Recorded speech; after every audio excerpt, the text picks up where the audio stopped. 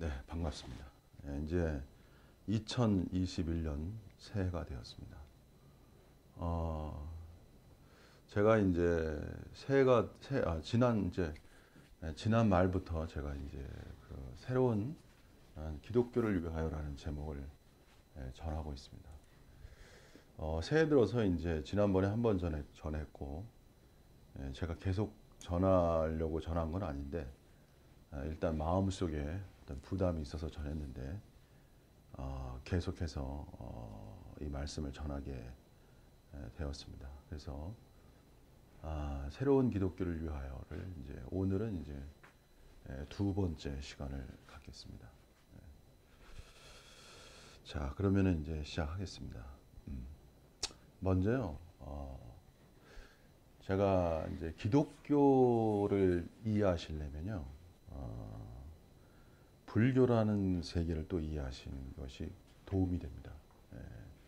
그러니까는 이제 그림에도 그렇잖아요. 명암이라는 게 있잖아요. 밝은 것만 있는 게 아니라 어두운 부분이 있거든요. 그래서 명암이 있어야 그림이 살아나거든요. 그 마찬가지로 그래도 인류사 가운데 존재하는 중요한 종교를 얘기하라고 그러면 큰 틀에서는 이제 기독교, 그다음에 불교 이렇게 나눌 수 있습니다. 물론 저 세부적으로 나눈다고 그런다면 이제 뭐 유대교, 그다음에 이슬람, 그다음에 천주교, 기독교인데 사실은 유대나 이슬람이나 천주교나 기독교는 어떻게 보면 한 카테고리라고 말할 수 있어요. 그래서 좀 다른 측면에서 불교하고 기독교는 많이 다릅니다. 그 본질이. 그러면서도 불교는 나름의 또 강점을 가지고 있어요. 그러면서도 또 한계성도 있고요.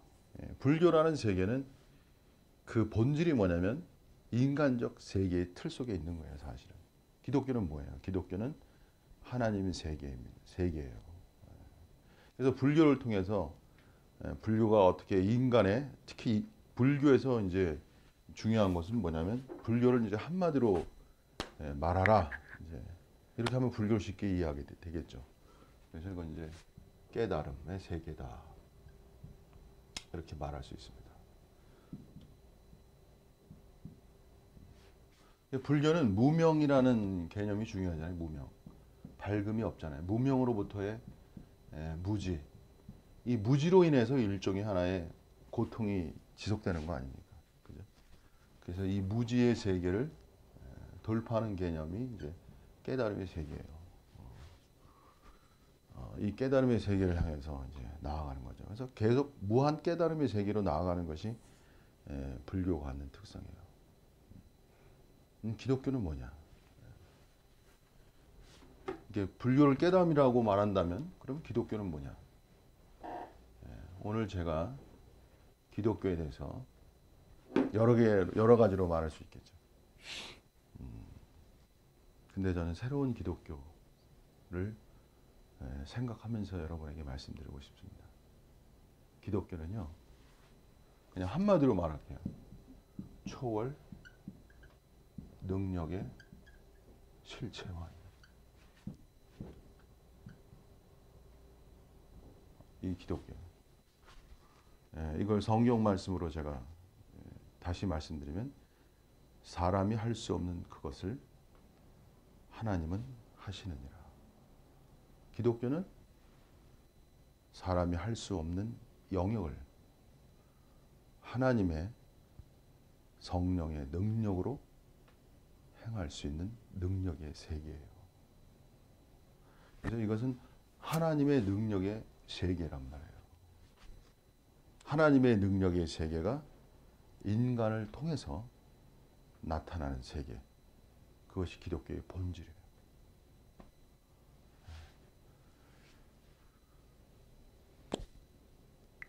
그래서 기독교는 다만 영성이나 경건주의의 한계 속에 있는 종교가 아니에요, 여러분.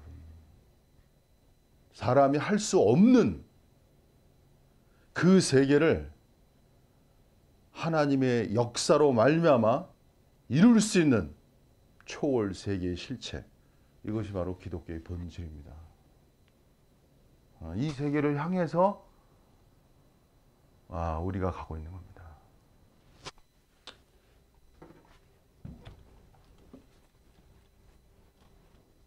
자, 그러면 이제 그러면 이 초월 능력의 세계를 어떻게 실체화하냐, 이것이 관심이겠죠. 누구에게나. 인간은요, 본질이 뭐냐면요, 인간은 본질이 초월을 지향하게 돼 있어요. 초월, 상승. 인간은 다 상승하기를 원해요. 아리스토텔레스가 그랬잖아요. 높은 영광, 높은 형상, 낮은 형상이라는 개념을 얘기했잖아요, 여러분. 높은 형상이 와야 낮은 형상이 버려지는 거라고. 인간은 높은 형상을 향해 나아가는 존재라고요, 여러분. 인간은 하나님의 형상과 모양으로 지음받았기 때문에 하나님의 형상을 향해 나아가는 거예요, 존재가. 이 땅에 지금 살기도 어렵죠. 집값 올라가고, 그래서 뭐 집값 올라가서 좋아하는 사람도 있고, 참 마음이 너무 힘든 사람도 있고, 참. 근데 인간은 본질적으로요, 뭘 추구하는 존재냐면요, 하나님의 형상을 추구하는 존재예요. 하나님의 형상이라고 말하는 건 뭐냐면은,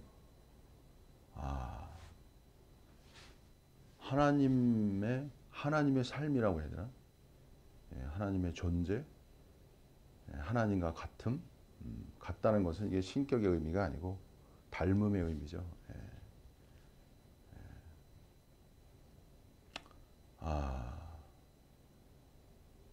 하나님이 원하는 삶은 참 인간적 삶이 있고요. 하나님을 통한 하나님으로 인한 대인간적 삶이 있어요, 여러분.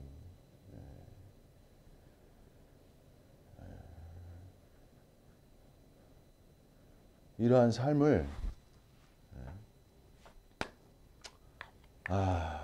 제가 참 이 이야기를 어떻게 다 풀어야 할지 참 어쨌든 초월 상승. 그럼 기독교는 과연 이 초월 능력을 향해서 어떻게 나아가냐, 이걸 제가 말씀드리겠습니다. 기독교는 뭐냐면 이런 겁니다. 구약은요, 율법이잖아요, 율법. 율법인데 구약의 율법을 지키라고 했잖아요, 그죠? 유대교에서. 그래서 율법을 지키려고 한 것이 바리새인들이고, 아주 특심으로 지키려고 한 사람들이 바리새인들 아닙니까? 근데 결국은 율법을 지킬 수 있어요, 없어요? 율법을 지킬 수 없다는 개념이에요. 그래서 율법이라는 건 뭐냐면 죄를 깨닫게 한다는 개념이에요. 이제 사도 바울이 말한 겁니다. 그래서 율법이 와야 인간이 죄라는 걸 알죠. 그래서 진정한 초월의 세계는요, 하나님의 초월의 세계는 그 실체는 뭐냐면, 초월을 관상이라는 단어를 쓰는데, 초월을 관상이라는 단어를 많이 써요. 철학과 이 천주교에서 많이 쓰는 단어인데, 바라봄이죠, 바라봄. 초월을 바라봄으로 초월이 이루어지는 것이 아니에요, 여러분. 역이란 말이에요, 역. 이 역의 세계를 말씀하신 것이 누구냐면 성자 예수 그리스도예요. 그게 뭐냐면 죄의 세계예요, 죄의 세계. 죄의 세계를 돌파해야 이게 초월이 실체화되는 거예요. 죄가 해결돼야 돼, 죄의 문제가. 이것이 기독교예요. 그래서 일반적으로 기독교는 예수를 믿으면 죄 사함을 받는다, 용서함을 받는다, 과거와 현재 미래의 용서를 받는다, 이 개념을 말하는 거라고요. 그래서 이제 초월에 이르렀다고 말하는데, 우리가 새로운 이제 이렇게 하면 이제 구원론이 되는 거죠, 이 자체가. 근데 이 죄의 문제는요, 제가 단어를 쓸게요. 죄의 세계는 뭐냐면 이 단어를 쓰겠습니다.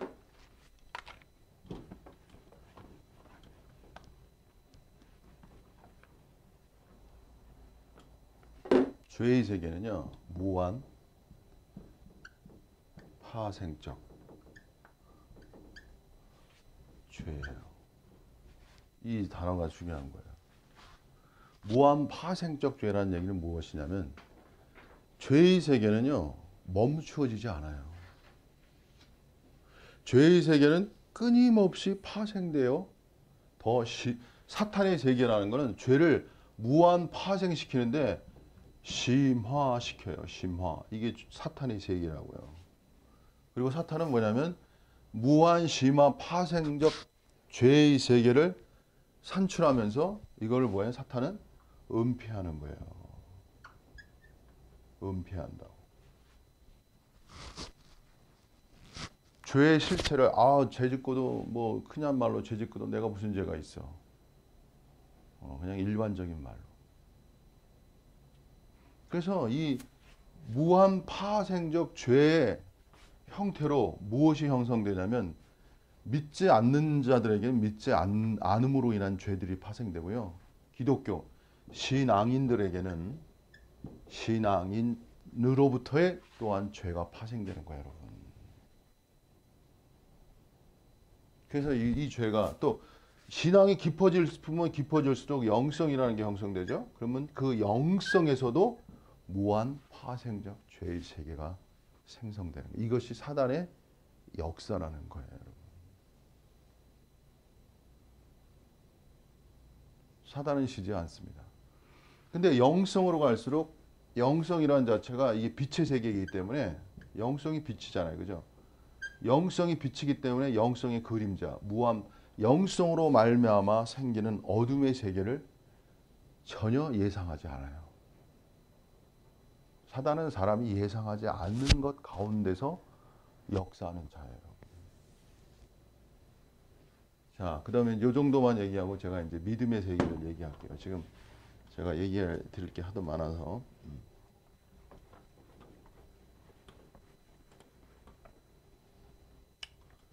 자,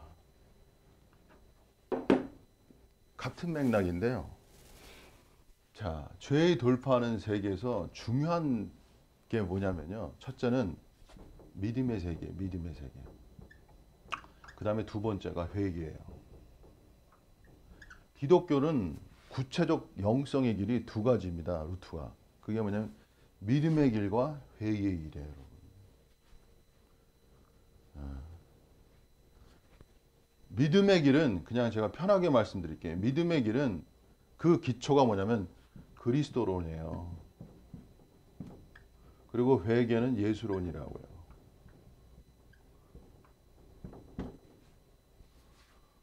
그리스도론을 아셔야 되고 예수론을 아셔야 돼요. 그분은 예수 그리스도시지만 근데 오늘날 기독교는 다 어디로 많이 쏠려 있냐면요. 그리스도론에 쏠려 있어요. 그리스도론을 그리스도론을 많이 얘기한 사람이 누구냐면 바로 바울 사도예요. 그래서 예수 그리스도는 그리스도가 되셨다는 개념이라고. 이게 그리스도론이에요. 그래서 그리스도론은 그 본질이 그 뜻이 뭐냐면 그리스도가 되심으로 그리스도께서 이루신 성취가 중요한 거예요. 그래서 기독교라는 건 뭐냐면 그리스도가 이루신 성취론이 중요한 거예요. 이 성취론을 아셔야 돼요. 뭘 이루셨는가? 십자가에서 다 이루셨다고 그랬잖아요. 예수님이. 그죠?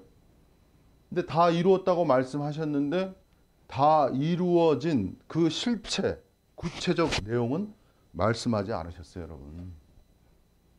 누가 많이 얘기합니까? 그 이후에 사도 바울이 많이 얘기하는 거예요. 그 이야기를 성령을 통해서. 그래서 사도 바울의 말씀이 그 부분이 강하기 때문에 기독교에서 사도 바울의 그 신학이 기독교를 이끌어갈 수밖에 없는 구조가 되는 거예요. 근데 그리스도론은 믿음에 관련된 거고 예수론의 핵심은 뭐냐면 회개하라.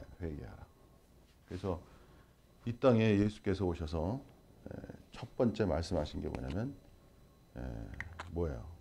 회개하라, 천국이 가까웠느니라. 근데 이 회개론도 축소화가 돼가지고 뭐 구원받는 회개론은 되는데 그런 게 아닙니다. 여러분. 회개론은요 지속적 회개를 말하는 거예요. 사탄의 세계는 뭐냐면 무한 파생적 죄의 세계를 말하고요. 회개라는 것은 그 사탄으로 발생하는 무한 파생적 죄에 대한 인식과 그것으로부터의 뭐예요?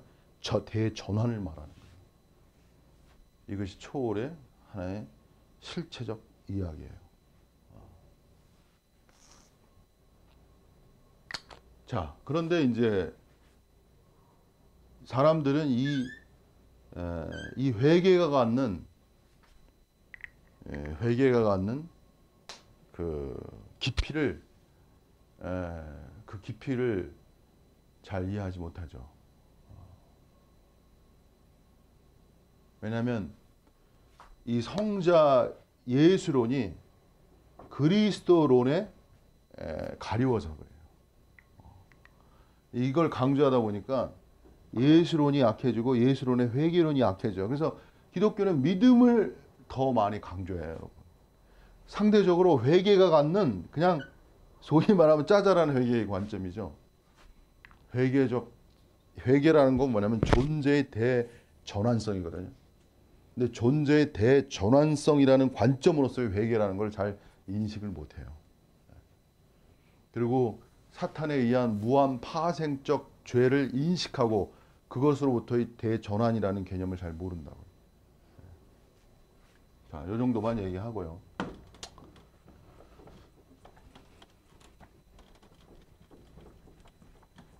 그럼 믿음론에 오늘 제가 주로 믿음론에 대해서만 말씀을 드리겠습니다.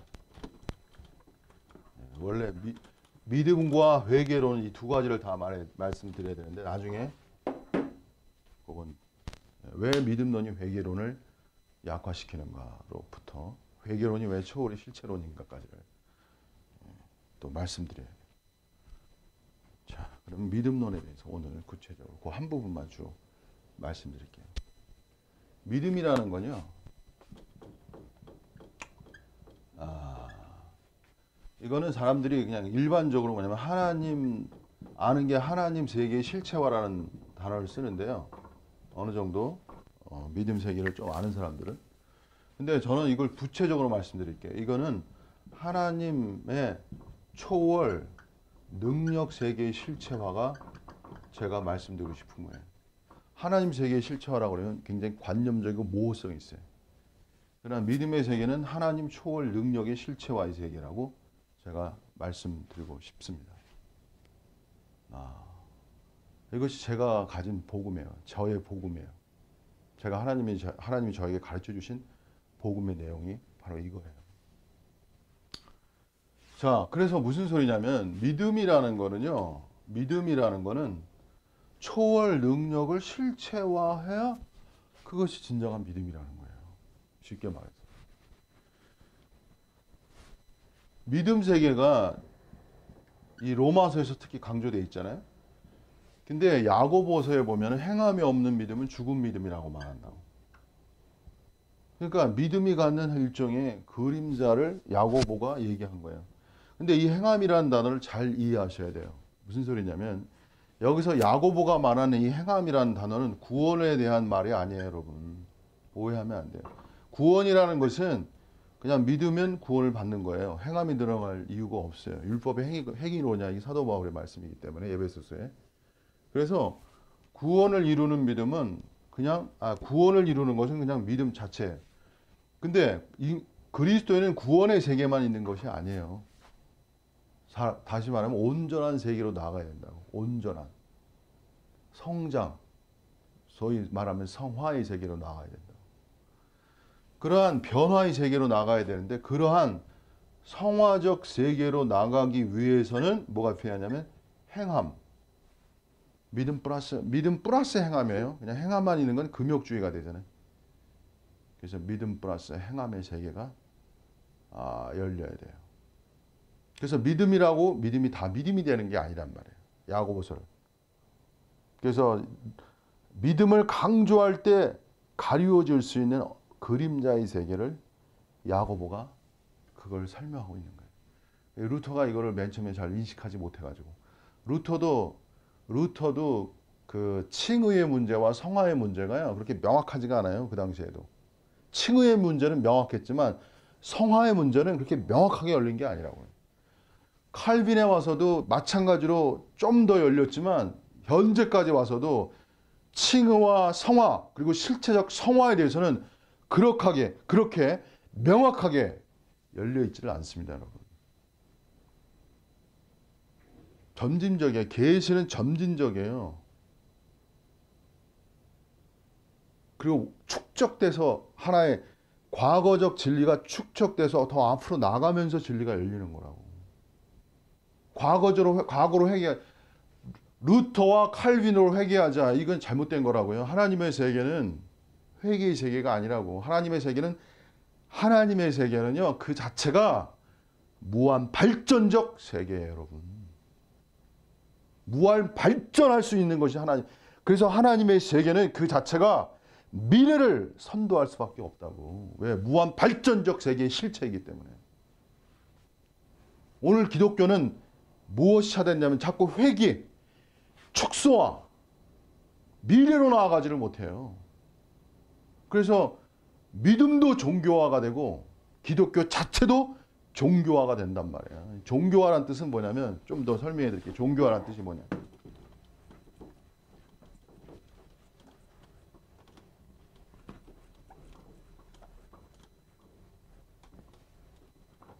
종교화란 단어는 무슨 뜻이냐면요, 여러분. 그러니까 종교화의 개념을 이해하셔야 종교화를 돌파해야 하나님의 미래 창조의 세계가 열리는 거예요. 제가 여러 가지 말하는데 종교화라는 건 뭐냐면 핵심적으로 말씀드리면 기독교가 뭐냐면 인간을 위한 종교가 된다는 거야. 이게 종교화란 뜻이에요. 인간을 위한 종교가 된다고요. 인간을 위한 종교화란 뜻은 뭐냐면은 인간의 욕망이라고 쓸게요. 인간의 욕망을 위한 종교가 되는 거예요.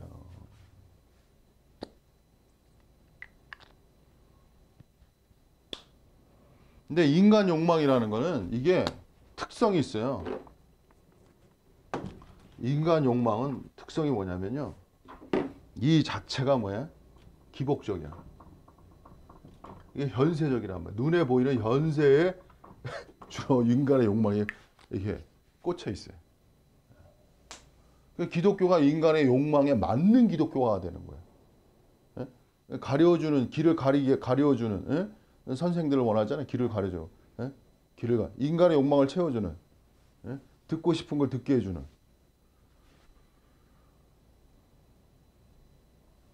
하나님은 본질의 세계가 뭐냐면, 본질의 세계가 뭐냐면, 하나님은 하나님 자신을 위하여 미래의 세계를 만드시는 거예요.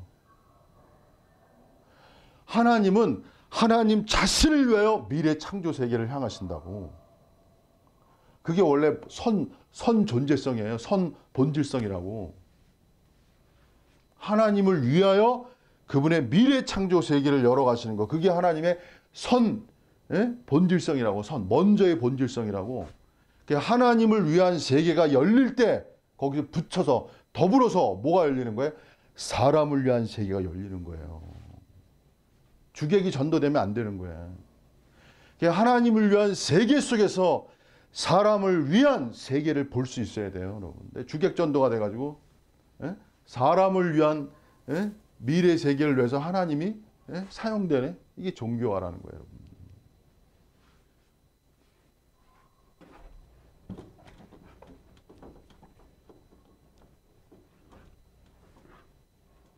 그래서 여기서 한 가지 욕망이라는 단어 그냥 나왔으니까 욕망이라는 단어가 그냥 하나 팁으로 또 설명해 드릴게요. 욕망이라는 단어. 왜? 욕망이라는 단어를 기독교인들은 부정적 의미에서 얘기하죠. 그냥 주로 뜻이라고 얘기하죠. 또 하나님의 뜻 이렇게 얘기해야 그리스도인들은 좀 받기가 쉽죠. 욕망이라는 단어를 좀 desire, 좀 부정적 의미를 갖고 있기 때문에 근데 뜻이란 단어는 성경적 용어지만 좀 더 이렇게 역동하고 살아있는 단어는 이 욕망이라는 단어가 더 이렇게 역동적이에요. 이 욕망이라는 단어가 왜 중요하냐면요. 철학에 도움이 필요한 거예요. 스피노자가 결국 스피노자의 그 위대한 철학적 그 하나의 전환성이 뭐냐면 이성주의로부터의 욕망주의로의 전환성이라고요. 그러니까 스피노자가 뭐냐면 인간은 욕망이 그 실체라는 거 아니야. 인간 존재는 욕망이 존재의 실체다. 이것이 스피노자가 말한 거예요. 그 전까지는 주로 뭐냐면 이성주의. 다시 말하면 이성주의의 개념의 그 발달사는 그 플라톤을 통해서 이어질 수밖에 없어요. 왜냐하면 누스의 개념, 가장 고도화된 이성의 개념을 통해서 이데아의 세계로 접근하기 때문에 이성주의일 수밖에 없다고. 근데 이성적 관점으로서 얘기한 그 세계 속에 스피노자는 오히려 뭘 말한 거예요? 욕망이 인간 존재의 실체라고 말한 거예요. 여러분 생각해 보세요. 인간은 뭘 따라 움직여요? 이성을 따라 움직여요? 인간은 욕망을 따라 움직이는 존재라고. 틀린 말이 아니라고. 하나님의 창조 세계는요. 하나님의 창조 세계는 근원적으로 그분의 이성이 아니고 그분의 욕망을 따라 창조되신 거라고. 욕망이라는 단어가 엄청 중요한 단어예요. 그러니까 욕망. 근데 여기서 중요한 게 뭐냐면 하나님의 욕망과 인간의 욕망, 이게 두 가지가 나누어지는 거예요. 욕망 세계가 뭐냐면 하나님의 욕망으로 욕망화되어야 되는 거예요. 근데 욕망이 잘못되면은 이제 이게 욕심이 되고 이게 집착이 되고 이게 문제를 가져오고 이게 불교 세계란 말이에요. 불교의 그 석가모니, 붓다의 개념이 깨달음 아니에요. 깨닫는 자, 이게 붓다의 뜻이잖아요. 그게 뭘 깨달았어요? 붓다가 욕심, 인간의 욕심, 그것이 모든 고난의 시초라는 걸 깨달은 거 아니에요. 그 욕심. 그래서 불교는 버리는 거를 버리라. 비워라. 이 개념으로 나온 게 불교 아닙니까? 그러나 사실은 인간은 뭐예요? 새로운 하나님 욕망으로의 대전환이 중요한 거예요. 왜냐하면 욕망이라는 게 왜 중요하냐면 여러분 욕망의 세계가 열려야만 뭐가 일어나요? 창조의 세계가 실체화되기 때문에 그런 거예요. 여러분. 인간은 욕망을 따라 창조가 일어나는 거예요. 욕망의 에너지를 제공한다고. 기독교의 영성은 자꾸 무화시키면 안 돼요. 여러분. 기독교의 영성의 죄가 뭐냐면 금욕화로 나간다고. 금욕화로 나갈 때 정당한 하나님의 욕망을 감소시킬 수가 있다고. 그리스도인이 힘이 있어야 된다고. 파워가 있어야 된다고. 정당한 욕망을 욕망화할 수 있어야 돼요. 이 그리스도인의 길이라고. 그래서 하나님의 욕망이 무엇인가를 계속 전할 수 있어야 돼. 하나님의 욕망이 무엇인가. 하나님의 욕망으로 욕망화되어서 그 욕망을 실체화할 수 있는 길이 이게 그리스도인의 참된 길입니다. 여러분. 자, 여기까지만.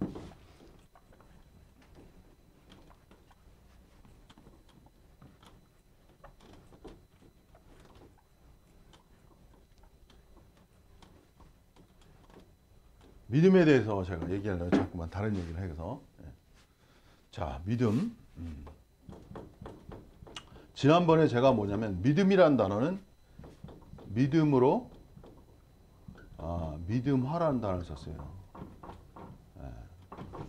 이건 무슨 소리냐면요.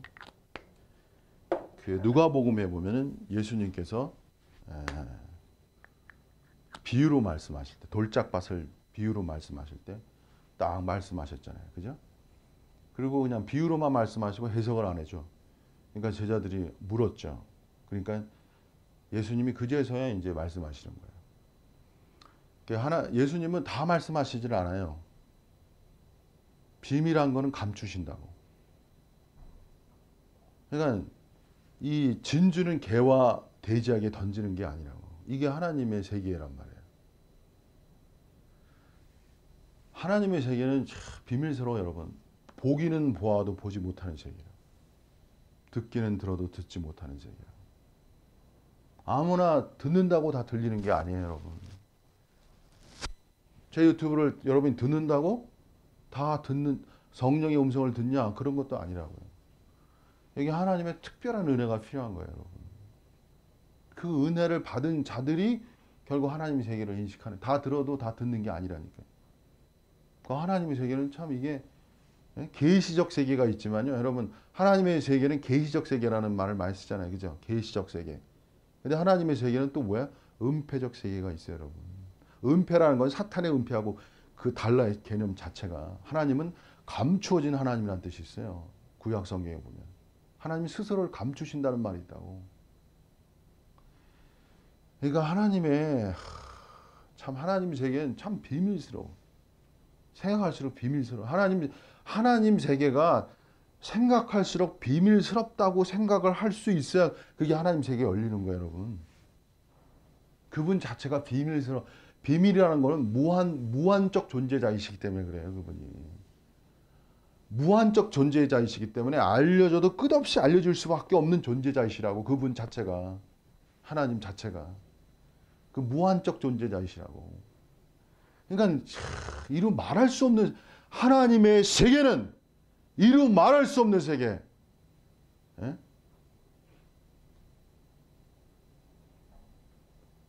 하나님의 세계는요.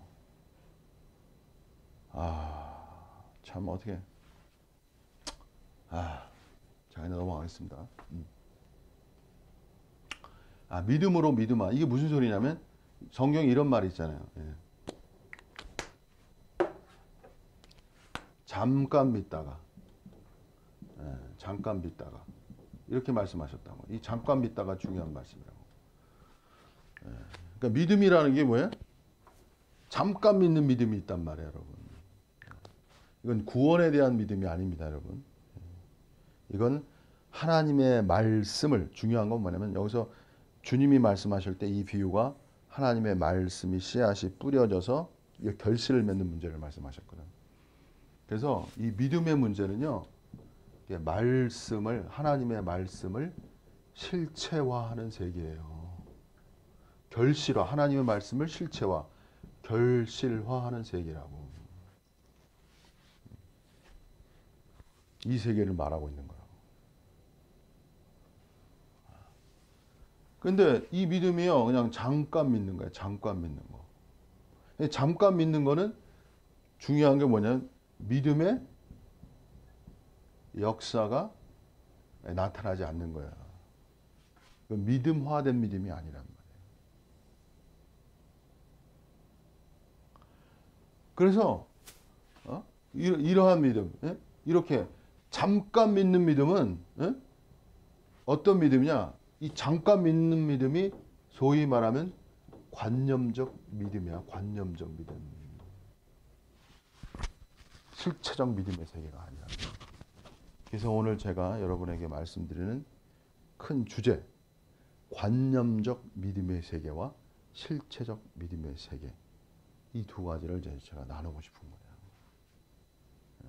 관념적 믿음의 세계. 근데 사단은 어떻게 역사하냐면 여러분, 관념적 믿음의 세계 속에 있는 걸 믿음의 세계 속에 있는 거라고 착각하게 만드는 거예요. 근데 관념적 믿음의 세계는요, 특징이 뭐냐면요, 믿음을 가진 듯 하나 믿음의 결과가 나타나지 않는 거예요. 행함이 안 나타나는 거예요. 열매가 안 나타나. 말씀이 이루어지지 않아. 말씀을 제가 이루어지는 걸 말씀드릴게요. 말씀이 이루어지는 게 뭐냐면, 제가 구체적으로 말씀을 이룬다는 게 뭐야? 여러 가지 있어요. 이건 산상수훈의, 그냥 확실히 말하면 그냥 산상수훈의 5, 6, 7장 그 단계를 말하는 거예요, 여러분. 제가 그냥 쉽게 말씀드릴게요. 나중에 읽어보세요. 그런 세계를 말하는 거예요. 산상수훈의 5, 6, 7장이 결국 하나님 세계의 실체성이거든. 집에 가셔서 그 책을 계속 읽으셔서 그 세계가 이르러야 돼요. 근데 저는 그냥 단편적으로 한 단어만 쓸게요. 그냥 하나님의 세계, 말씀의 세계는요, 뭐냐면 자기 통제 세계예요. 셀프 컨트롤. 자기 통제 세계라고. 근데 자기 통제 세계는 그냥 이렇게 말하면 사람들이 그냥 뭐 자기 통제를 그냥 일반적으로 할 거예요, 그냥. 그렇게 뭐 다른 데도 자기 통제 얘기 많이 하죠. 그죠? 제가 여기 한 단어를 더 써야 돼. 그래야 하나님 세계가 얼마나 이게 완전히 다른 세계라는 걸 여러분이 조금 뉘앙스적으로 이해하실 거예요. 이게 뭐냐면 자기 통제보다 여기다 하나 더 넣어야 돼. 단어 하나를. 자기 완전 통제. 이렇게 하면 이제 완전히 새로운 세계라는 걸 알게 돼요. 자기 완전 통제 세계랍니다. 이건 완전히 영역이 다른 거예요. 왜냐하면 자기 통제라고 말하면 어느 정도 할 수 있거든. 근데 자기 완전 통제라고 그러면 이건 불가능해요. 이건 거의. 그죠? 예? 바로 이렇게 불가능한 세계를 가능케 하는 것이 기독교라고 말했잖아요. 제가 서두에.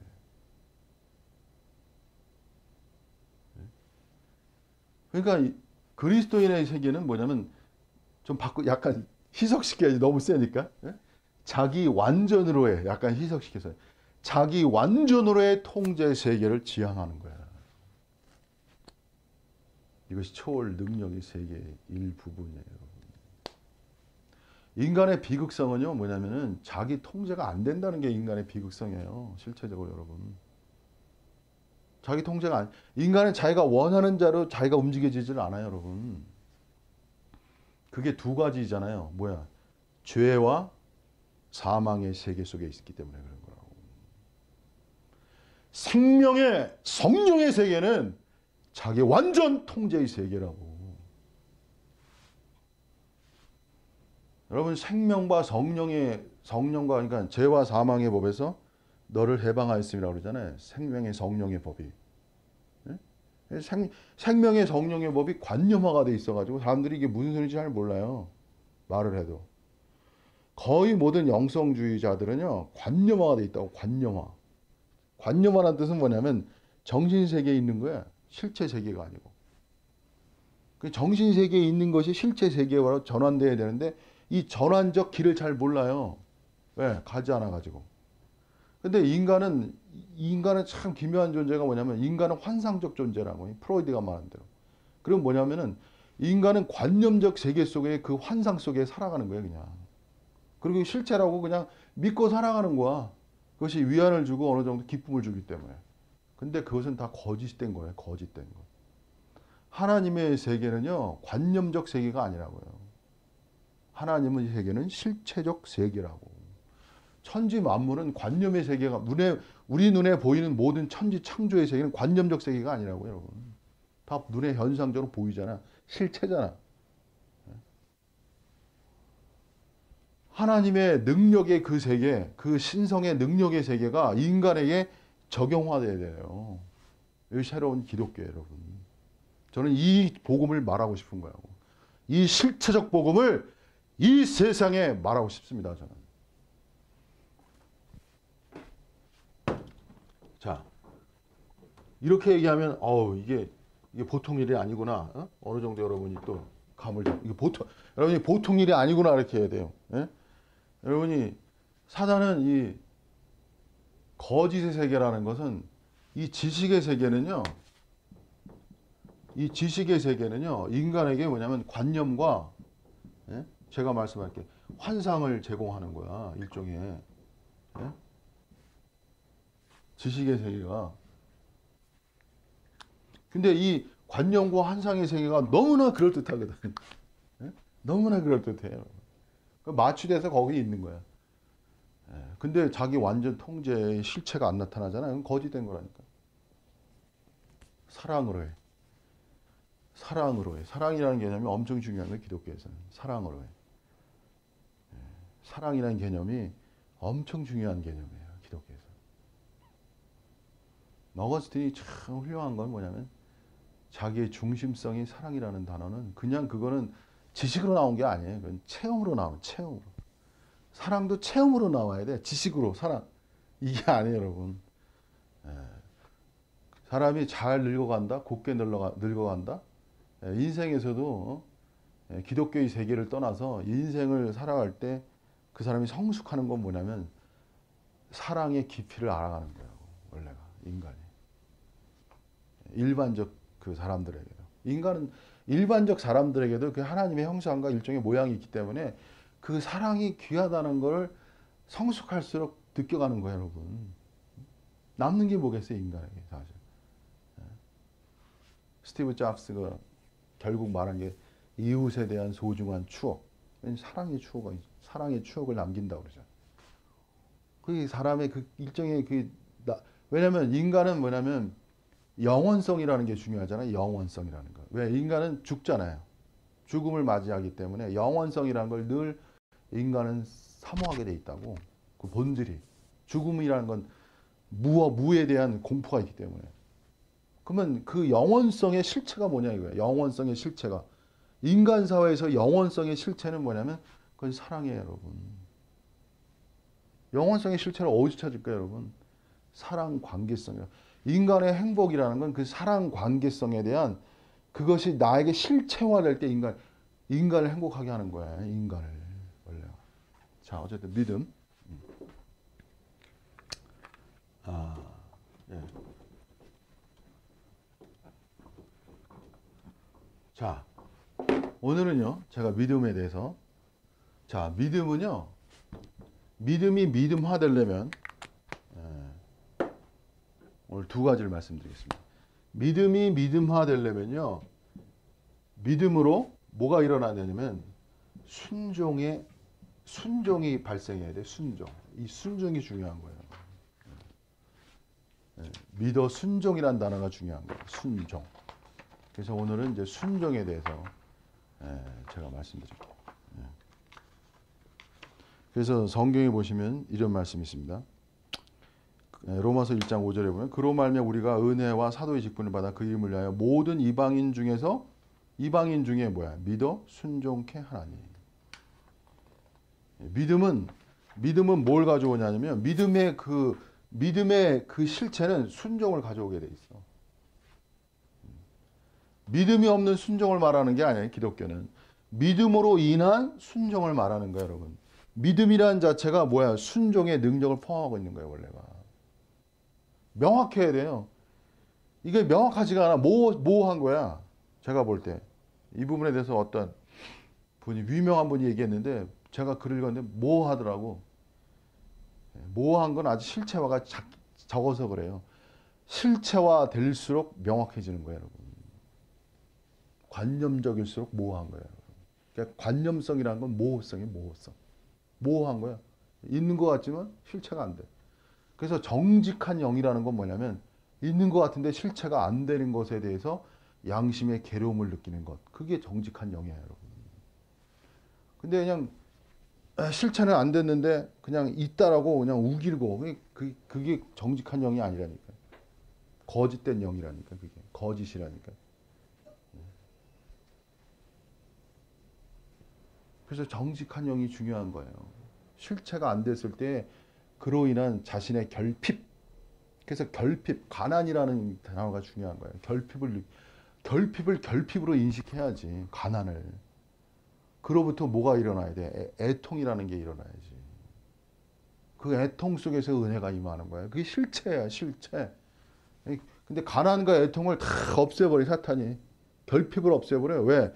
지식이라는 관념과 환상에 마비돼가지고 가난과 애통이 없어져요. 그러면 실체가 일어나지 않아요. 이게 사단의 전략이라고.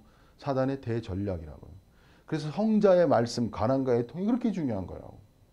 근데 영성을 추구하면 추구할수록 지식과 체험의 세계로 들어가니까 거기에 잡혀가지고 역으로 가난과 애통이 없어져. 그러니까 하나님 세계의 그 본체를 모르는 거예요. 하나님 세계는요, 추구해도 다 이룰 수 없는, 헤아릴 수 없는 무한의 세계라는 실체를 가지고 있지를 않아요. 그 신관이 그래서 제가 중요하다는 거예요. 신관. 하나님의 실체. 하나님이 형상을 만들지 말라는 말이 이게 무슨 뜻이에요? 하나님의 자신의 형상을 만들지 말라고 그랬잖아요. 형상은 왜 만들지 말냐면 인간은 관념적 형상을 만들어 간다고. 하나님에 대해서. 형상을 만들어 버리면 이건 불교 세계에 있는 거예요. 형상을 만드는 파와 형상을 안 만드는 파가 나눠져 있다고 불교는. 근데 그들은 똑똑해. 나름의 이유가 있어요. 형상화가 되면 형상 속에 신이 갇힌다고. 형상 속에 갇힌 신은 신이 될 수가 없다고 여러분.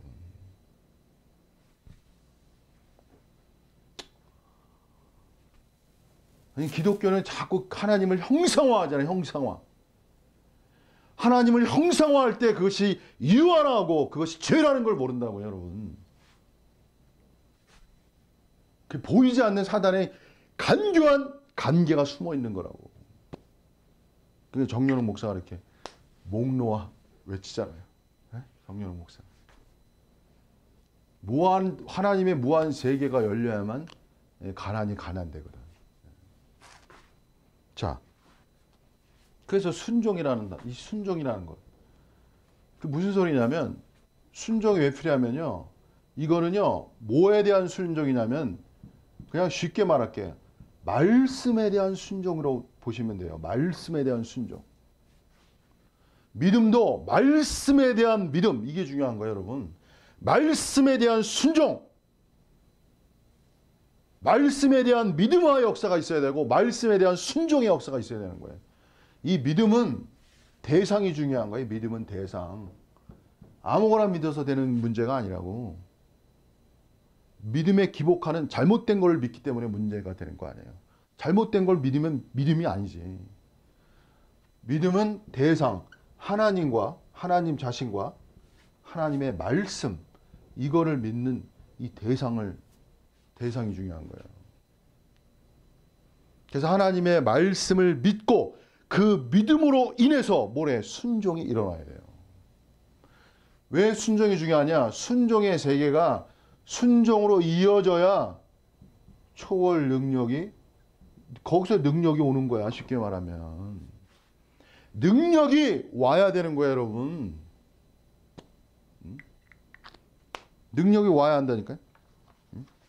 그래서 갈라디아서에 보면 뭐라고 그랬어요? 너에게 성령을 주시고, 성령을 주셨잖아요. 그리고 너희 가운데서 능력을 행하시는 이의 일이 율법의 행위에서냐 듣고 믿음에서냐.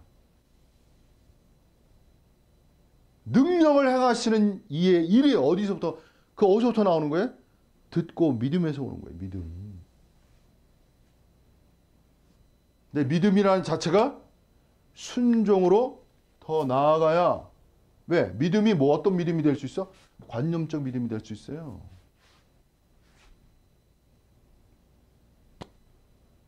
관념적 믿음은 순종을 포함하지 않는 믿음의 세계를 관념적 믿음의 세계라고 말하는 거예요. 순종으로 나가요. 순종. 말씀을 순종해 나가야 돼요. 그래야 하나님의 능력의 세계가 임하는 거예요.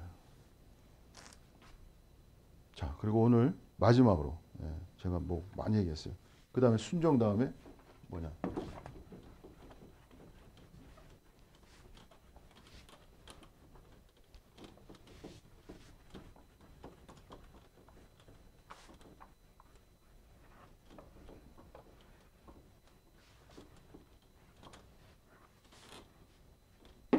순종은 뭐로 이어져야 되냐면요.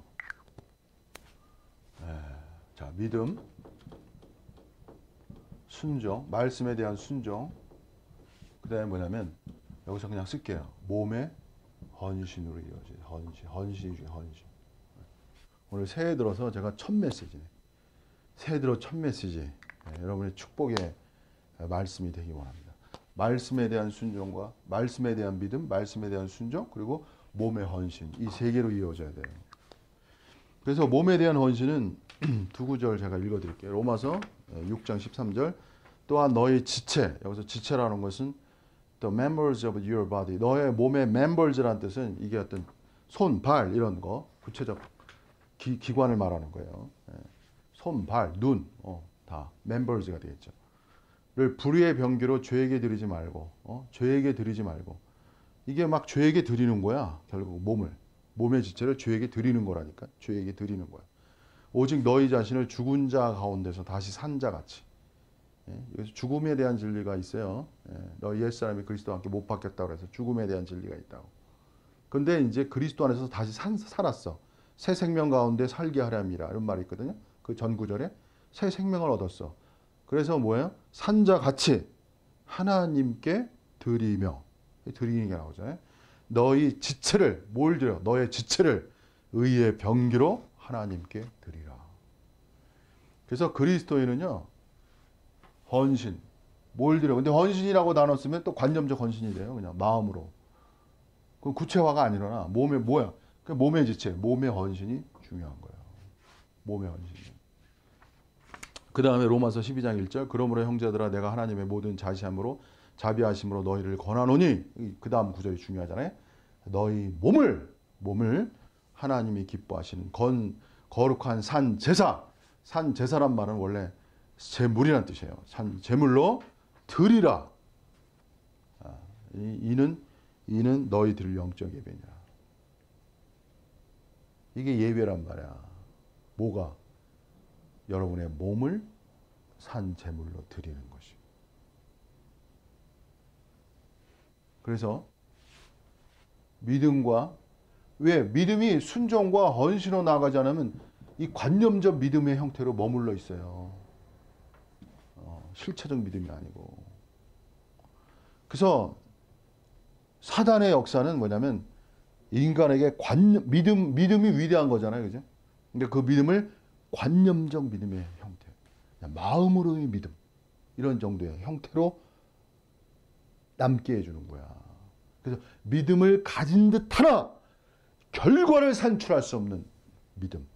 이게 사단의 전략이야. 잠시 믿는 것 뿐이야.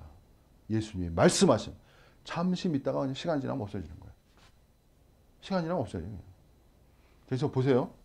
믿음과 순종과 헌신의 중요한 단어고 마지막으로 제가 쓸게요. 이게 지속화가 되어야 뭐가 일어나? 초월 능력의 세계의 지속화가 발생하는 거예요.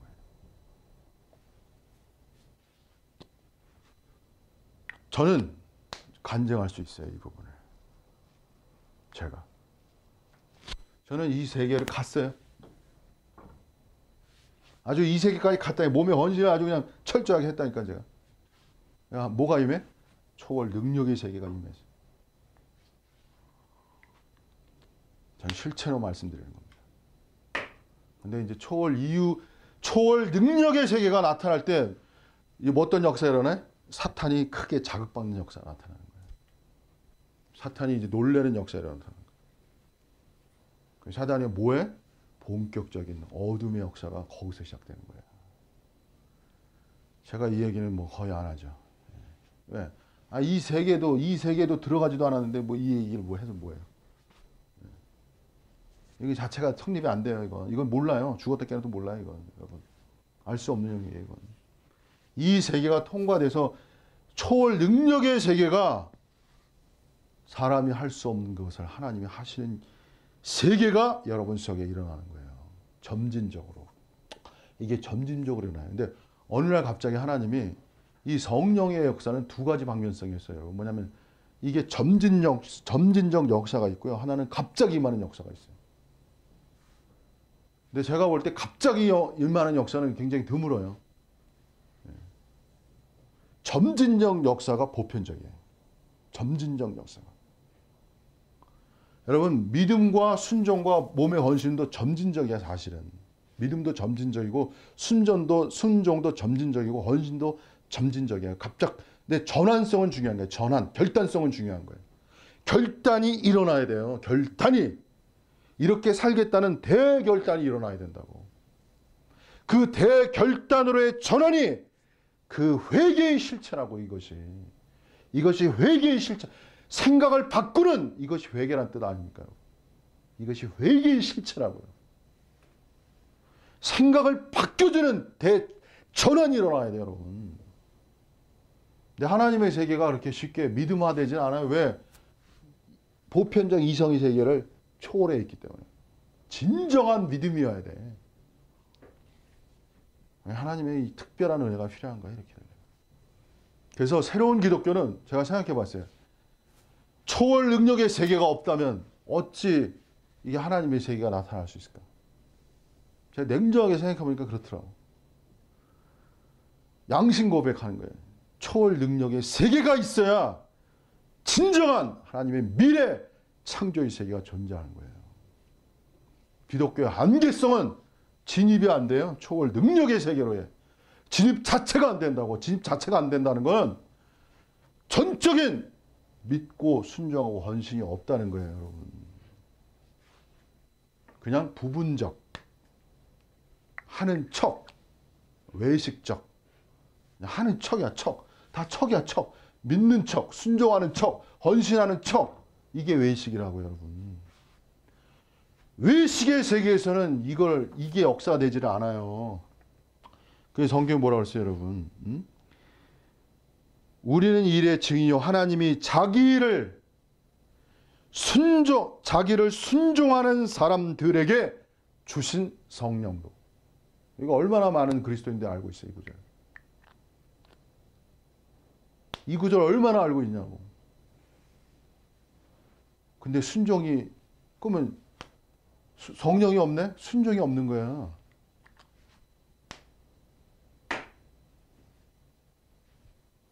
여러분, 제가 그랬잖아요. 예? 진정한 영성은 낯선 세계라고. 익숙한 세계가 아니라고 그랬잖아요. 하나님 초월 능력의 세계는 익숙한 세계가 아니에요, 여러분. 인간이 할 수 없는 세계로가 할 수 있는 세계로의 전환성은 익숙한 세계가 아니라고, 여러분. 사람이 감당할 수 없는 영역이 존재하는 거예요. 점진적으로. 제가 점진적으로 얘기해야 돼요, 이게.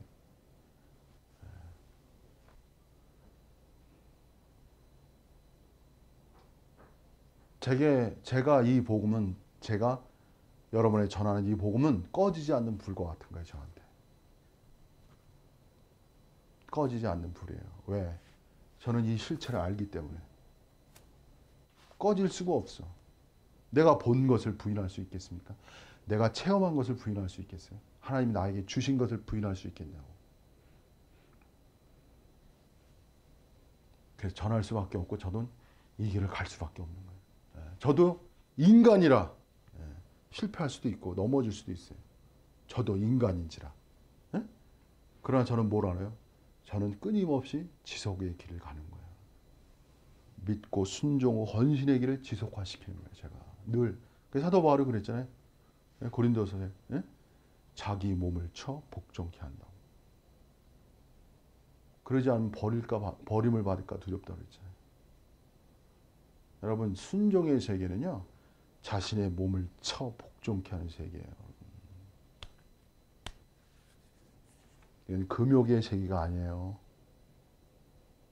믿음이 전제된 세계이기 때문에.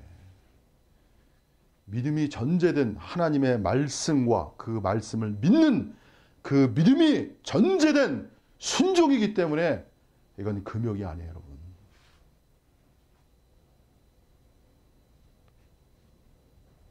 그래서 하나님의 세계는 모호성이 아니야, 모호성이. 명확성이 중요한 거예요. 자명성이라는 게 중요한 거예요. 어거스틴의 그 진실성은 뭐냐면 자명하지 않다는 거야. 명확하지 않다는 거야. 자기 실체에 대해서. 자기의 죄적 존재의 실체가 돌파가 안 되는 거야. 너무나 모호한 거야. 자기 자신도 모르는 거야. 그러니까 신에 대한 탐구가 열정이 왜 자명해지려고. 여러분, 거짓은 뭐냐면요, 모호한 것을 모호하다고 말하지 않는 거야. 이게 거짓된 거야. 하나님의 세계는 점점 돋는 햇볕과 같잖아요. 점점 돋는 햇볕이 뭘 뜻하겠어요, 여러분? 하나님 세계의 빛이 갈수록 명확해지는 거야. 더 밝아지는 거야. 자명해지는 거야, 여러분. 그 세계 속에 들어가는 거야. 이게 정직한 거예요, 여러분. 저는 새해 여러분이 이러한 세계 속에서 한 걸음 한 걸음 하나님 세계로 진입해 들어가시고 놀라운 하나님의 세계는 놀라운 세계예요, 여러분. 일반적 세계가 아니에요. 기독교는 원래 놀라운 거예요, 원래. 그 세계의 본질 자체가 그런 거예요. 하나님 세계가 놀라워야지. 오, 놀랍도다. 여러분, 이 아름다운 광경을 보고 진짜 멋있는 광경을 보고 여러분이 뭐라고 그래요? 놀랍다 그러잖아요. 그죠? 자연 만물을 보아도, 하나님 창조물을 보아도. 이 하나님의 창조물보다 더 위대한 것이 하나님의 미래 대창조의 세계인데, 놀라운 세계, 그 세계를 향해 여러분이 목도하면서 체험해 나가면서 나가는 거예요. 이런 새로운 세계, 새로운 기독교의 세계가, 저는 새로운 기독교의 세계는 이미 열렸어요. 이미 열려졌다고. 시간의 문제, 이게 급속도로 파급되냐 서서히 파급되냐, 이건 시간의 문제. 이미 열려졌습니다. 하나님은, 하나님의 미래 세계는 이미 열려져 나가는 거예요. 그거 누가 막을 수 있어요? 하나님의 미래 대창조의 세계를 그분이 하시는데, 하나님이 하시는데 누가 그걸 막을 수 있어요? 대하의 그 물결을 누가 막을 수 있겠냐고. 그래서 여러분이 동참하는 거예요. 동참. 하나님의 대역사 앞에 이 세계로 동참하는 거예요. 그리고 마지막으로 정말 정직한 영으로 영성을 추구하는 자들에게 제가 말씀드리고 싶은 것은, 여러분이 목말라 하고 그런 사람들이 많지는 않아요. 여러분. 제가 그랬잖아요. 히말라야 누가 다 올라가겠냐고. 이 땅에 진실을 추구하는 사람, 실체를 추구하는 사람이 몇 명이나 되겠어요? 다 관념적이고 이기적이고 기복적인 게 많아요. 솔직히 인간은 그래요. 인간은 그냥 자연이 기복화가 돼요. 자연이 이기화가 되고 자연이 이게 안주화가 일어나요. 인간은 참 비묘해요. 이게 돌파가 필요하거든요. 돌파, 이 저항을 돌파하는, 이 항상 저항을 돌파하는 힘, 이게 중요해. 이게 살아있는 거, 이게 살아있음이라고. 나는 더 이상 이렇게 못 살아, 이게 중요하거든요. 나는 이렇게는 더 이상 못 살아. 이렇게는 자기 완전 통제로 가지 않으면 나는 더 이상 살 수 없어. 이게 진실한 영이라니까요. 나는 이런 자들에게, 이런 분들에게 이 말씀, 이 소식이 기쁜 소식이 되기 바랍니다. 이게 복음이 되기 바랍니다. 그래서 새로운 출발이 이제 새해 2021년 되었어요. 저도 새로운 기대가 생겨요. 이렇게 말씀 전하고 나니까 이제는 뭔가 이렇게 퍼지는 시기가 아닌가, 이런 생각도 들어요. 그래서 하나님의 축복이 저와 여러분들에게 꼭 있으시기 바랍니다. 자, 마치겠습니다. 감사합니다.